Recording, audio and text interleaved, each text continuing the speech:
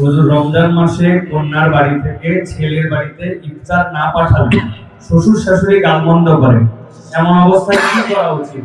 কন্যার বাড়িতে কি ইফতার পাঠানো উচিত? আপনার কাছে জানতে চাই।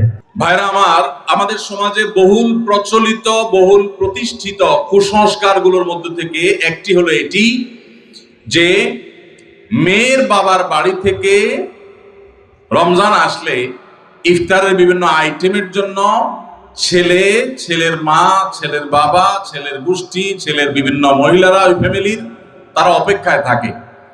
আল্লাহর জমিনে যদি 10টা নিকৃষ্টতম ছোট লোকই থাকে, তার একটা হলো এইটা।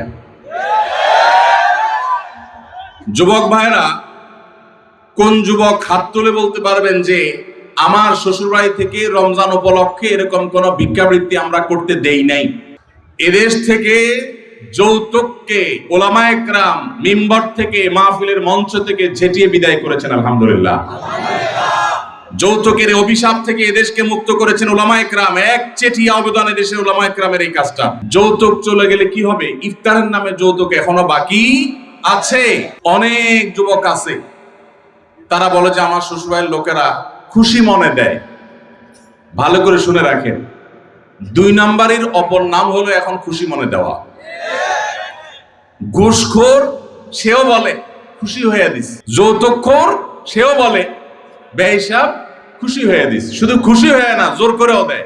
জোর করে দিবে না, কি করবে? তার মেয়েটার শান্তি দরকার তার। আপনি যদি বাপের বেটা হয়ে থাকেন, মুসলমানের সন্তান হয়ে থাকেন, বিনয়ের সাথে শাশুড়িকে বলবেন, শ্বশুরকে বলবেন, কোনো কিচ্ছু আমার এখানে পাঠাবেন না, পাঠালে আমি মনে কষ্ট পাবো, উল্টা পারলে আমি দিব।